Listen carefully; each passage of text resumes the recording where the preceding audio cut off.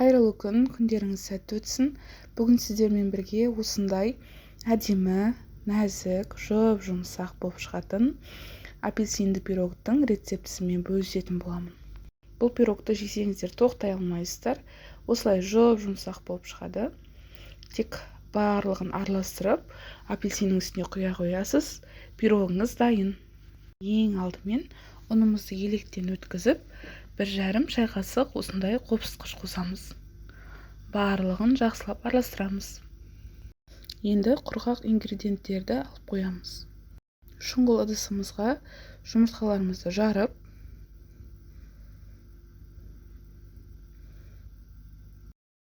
үстіне жылы сүтімізді және де сұйық майымызды құямыз. Барлығын өлшеммен өлшеп істесеңіздер, сіздерде де бір істегеннен шығатын болады. Миксердің көмегімен араластырып алсаңыздар да болады. Миксер болмаған жағдайда мен сияқты венчиктің көмегімен біркелкі болғанша араластырсаңыздар да болады.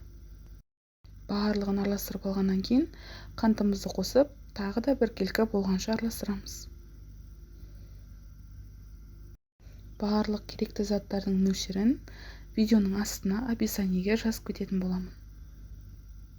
Қантымыз осылай толықтай араласқанша араластырып аламыз. Енді ұнымызды үстіне саламыз. Барлығы біркелкі болғанша, ешқандай комок қалмайтындай етіп, барлығын араластырып аламыз. Видеода көрсетіп отқандай, осылай біркелкі болып шығу керек. Осындай сұйық консистенция болып шығады. 2 ірілеу апельсинді қатты жұқа қылмай немесе қатты қалың қылмай осылай турап аламыз. Апельсиндердің шеттері бізге керек емес.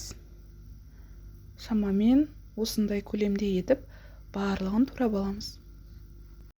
Пирог пісіретін формамызды алып, сары майды бүкіл бөлігіне жағып шығамыз.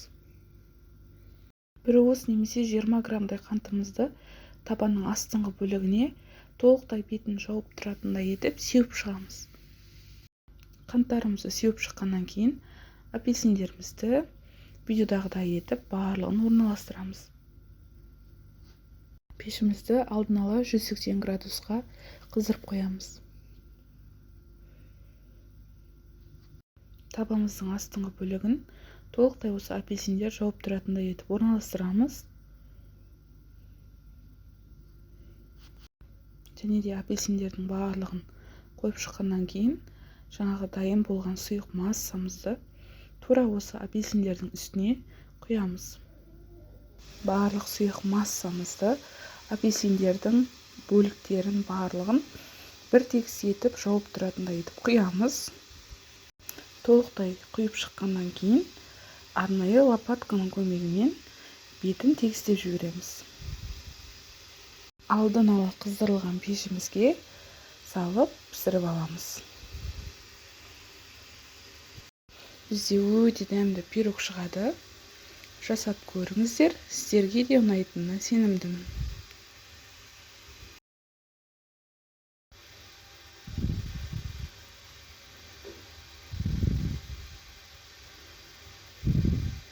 Осылай үлкейіп пісіп шығады. Тесіп, апельсин шырынын құйсаңыздар да болады.